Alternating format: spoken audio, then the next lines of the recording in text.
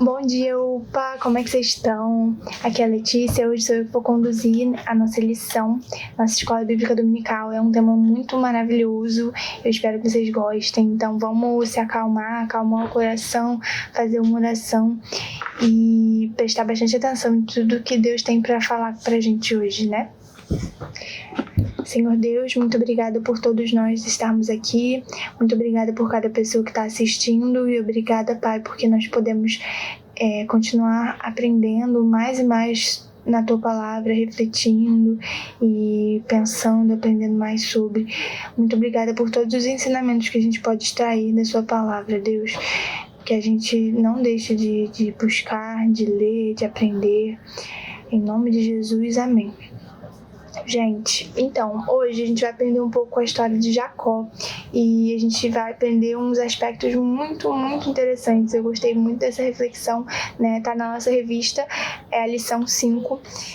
E para começar, eu queria fazer um parênteses que tem aqui na revista e eu acho que é essencial que a gente lembre, né? Quem não sabe que saiba, quem já sabe que lembre, né? Que é a questão de muitas vezes acharmos que os personagens da Bíblia eram impecáveis, que se eles estão na Bíblia é porque eles eram perfeitos, é porque eles são exemplos às vezes de cristãos e pessoas que só fazem coisas certas. A gente acha que uma pessoa que é um herói ali da fé, que está na Bíblia, que foi muito usado por Deus e que era muito próximo de Deus, eram pessoas que não pecavam, que não erravam. Gente, mentira! Maior mentira, tá? Os personagens da Bíblia eram falhos, muito, né? Como nós, e Deus escolhia eles e os salvava, cuidava e transformava e usava eles para os seus propósitos santos e maravilhosos, apesar das falhas, igualzinho ele faz com a gente, né? Ele nos escolhe, ele nos salva, apesar de sermos todos pecadores. Então, feito esse parênteses, vamos começar a refletir sobre a história de Jacó. A gente vai ver um pouco sobre isso, né? Jacó era um homem pecador, ele errou muito e mesmo assim ele foi usado por Deus de uma forma maravilhosa para ser agente da aliança do Senhor com o povo judeu. Ele gerou esse povo, né? Nessa primeira parte, a gente vai ver um pouco o começo da história de Jacó. E quem conhece sabe que ele tinha um irmão gêmeo, que era Esaú. Na nossa revista, eu achei bem legal isso, que ele fala pra gente pensar um pouco sobre como é irmãos gêmeos e se tem algum na igreja. E realmente na nossa igreja tem irmãos gêmeos, né? Quem é da igreja sabe que eu tenho um irmão gêmeo. Então eu vou falar até de minha experiência pessoal para introduzir esse assunto. O meu irmão gêmeo se chama Pedro, então ele é um menino, eu sou uma menina, né? Obviamente nós não somos idênticos, então na aparência nós somos diferentes, né? Assim como Esaú e Jacó, apesar de serem ambos meninos, eles eram diferentes, né? Era o tipo de gêmeos biviterinos, que não são idênticos. Cada um é de um jeito, fisicamente, também na cabeça, nos gostos. Eu e meu irmão também temos muitas diferenças, né? Eu gosto muito de livros, o meu irmão gosta de computadores e ele gosta de matemática, eu sou de humanas. Então a gente tem muita diferença, igual o Esaú e Jacó também tinham suas peculiaridades, né? Cada um era diferente do outro. Na parte física, a gente vê na Bíblia que o Esaú era peludo, ele era ruivo, o Jacó não era tão peludo quanto o irmão. E quanto à questão da vida, né?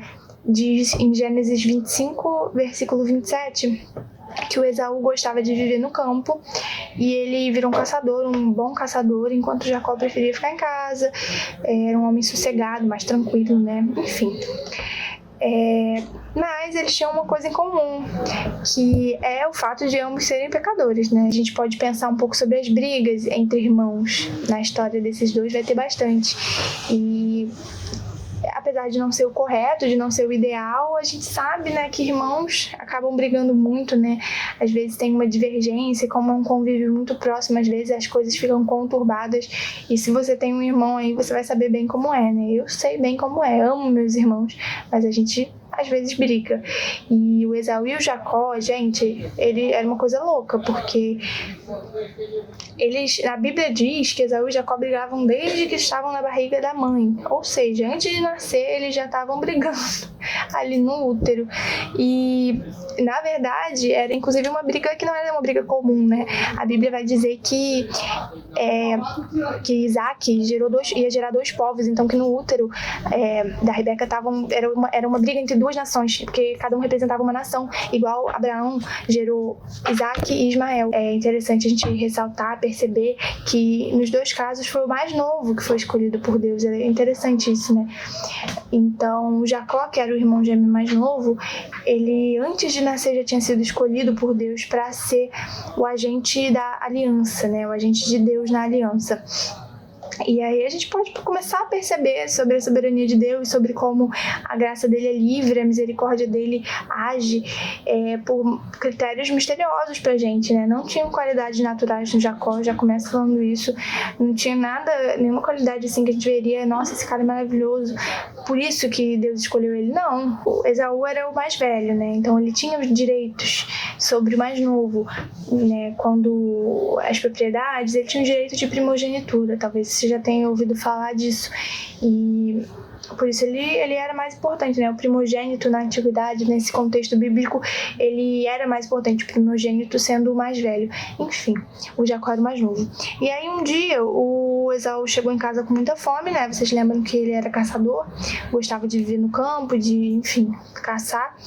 Aí o Jacó fez uma troca com ele, né? Ou seja, ele se aproveitou do irmão, porque o irmão estava com muita fome, e aí ele ofereceu um prato de comida, mas falou: eu te dou esse prato de comida se você me dá os seus direitos de primogênito, né?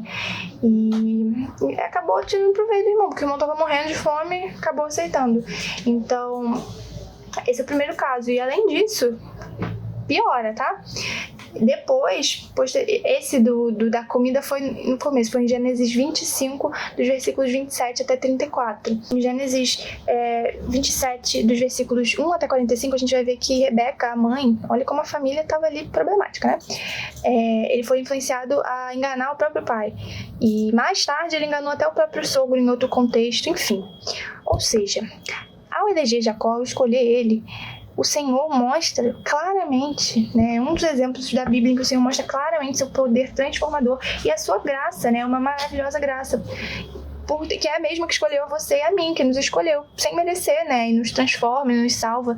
Então, o início da história de Jacó foi marcado por atos que não honram a Deus, né? Ele tirou proveito do irmão, ele enganou o seu pai, ele enganou o seu sogro, ele fez muita coisa errada, né? Os filhos da aliança de Deus devem se esforçar para fazer o bem. Não é uma tarefa fácil, mas é o modo como temos de viver.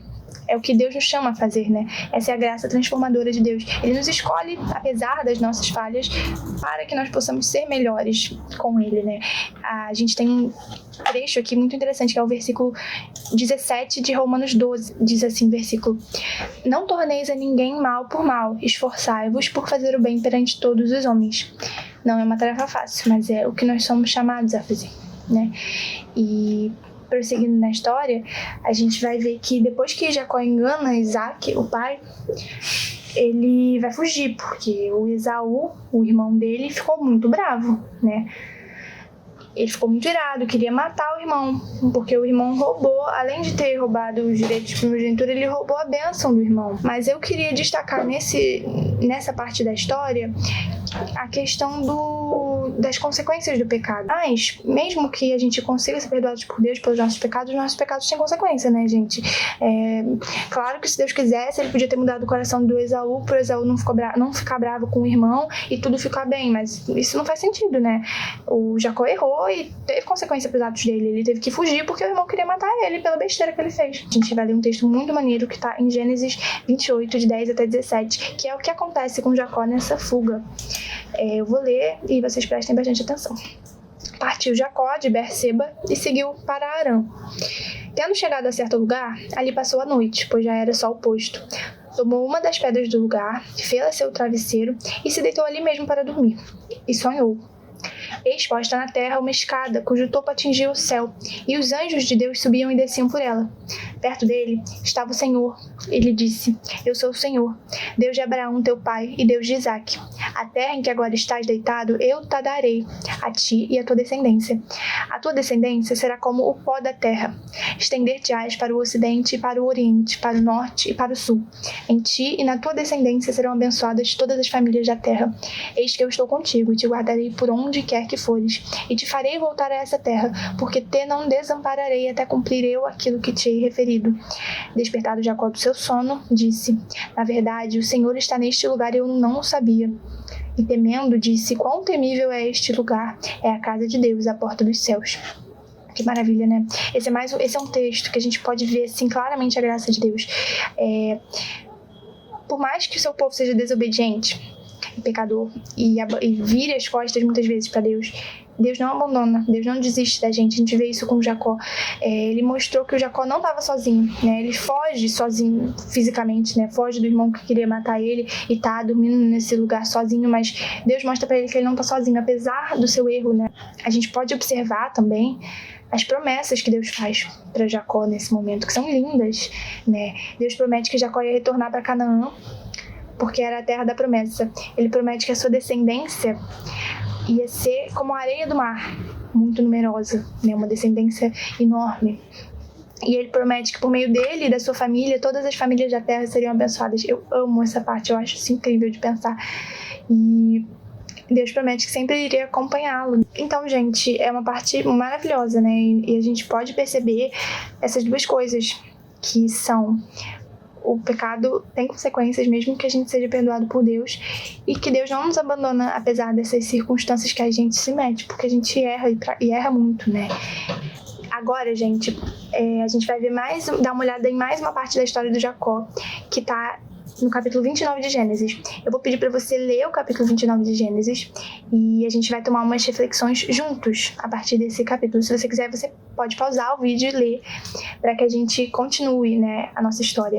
Basicamente, o Jacó, ele vai chegar com segurança nas terras de parentes maternos, parentes da mãe dele, Rebeca, que é o Labão, da casa dele. E é uma maravilha, porque ele tava fugindo, né? Imagina, você foge da sua casa, tá numa situação super tensa e consegue chegar em algum lugar seguro, né?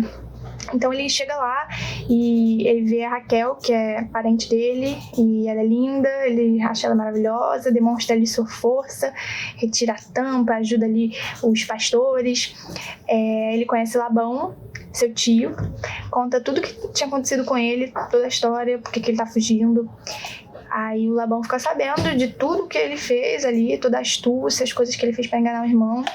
E ele reconhece que eles eram farinha do mesmo saco, ou seja, eram iguais, né? O Labão também gosta de tirar proveito dos outros. E o Jacó vai descobrir isso da pior maneira. Muita gente já conhece essa história, quem não conhece eu peço que leia o capítulo 29, eu tô aqui dando uma resumida rápida. Ele se apaixona por Raquel e faz um acordo com Labão de trabalhar 7 anos para ele de graça para poder se casar com Raquel no final desses 7 anos. E aí ele é enganado, ele trabalha por 7 anos, gente. 7 anos para mim parece tanto tempo, né?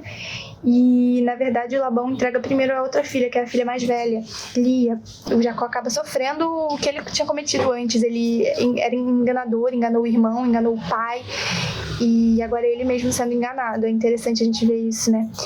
Aí o Jacó faz outro acordo com Labão, porque ele queria casar com a Raquel, né? Queria muito, ele estava apaixonado por ela. Então ele casou com ela antes e depois trabalhou mais 7 anos pela segunda irmã. Dando um pulo pro final da história do Jacó, para tirarmos as últimas lições, é legal a gente ver que, apesar de Jacó e dos seus erros e do seu pecado, nem tudo deu errado, né? Porque Deus está ali trabalhando. Então, esse período em que Jacó sofre nas mãos de Labão é importante, eu acho, para ele ter uma noção do mal que ele mesmo possa ter cometido antes, né? E a gente percebe depois que Deus cumpre as promessas dele na vida de Jacó. Aquelas promessas que a gente viu que ele fez para Jacó em Betel, nos versículos que já lemos. Anos mais tarde, Jacó volta para Canaã. a terra dos seus pais, a terra prometida. Ele não tá mais sozinho, né? Ele agora tá com seus 12 filhos, sua descendência abençoada e enorme. Ele já não tava mais pobre, igual antes, não tava mais fugindo, ele tava de bem com seu irmão, eles fizeram as pazes. Isso pulando pro final da história. Eu recomendo muito que vocês leiam toda essa parte de Gênesis. Ele já não estava mais pobre, ele estava de bem com seu irmão, ele teve um encontro com Deus no vale de Jaboque, onde teve seu nome mudado para Israel. Essa parte está em Gênesis 32, 22 até 32. Ou seja, Deus de fato foi misericordioso com Jacó, né?